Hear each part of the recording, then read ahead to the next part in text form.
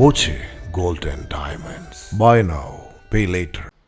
ഒറ്റപ്പാലം മനുശ്ശേരിയിൽ അച്ഛൻ്റെയും മകൻ്റെയും മരണം ആത്മഹത്യയെന്ന് പോസ്റ്റ്മോർട്ടത്തിൽ നിഗമനം.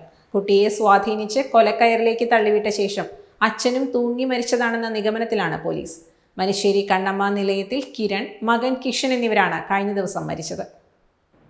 ഇരുവരുടെയും മരണങ്ങൾ കഴുത്ത് മുറുകിയാണെന്ന് തൃശൂർ മെഡിക്കൽ കോളേജ് ആശുപത്രിയിലെ പോസ്റ്റ്മോർട്ടത്തിൽ വ്യക്തമായതായി പോലീസ് പറഞ്ഞു. മകനെ കൊന്ന ശേഷം അച്ഛൻ ആത്മഹത്യ ചെയ്തതാണെന്ന സാധ്യത തള്ളുകയാണ് പോലീസ്.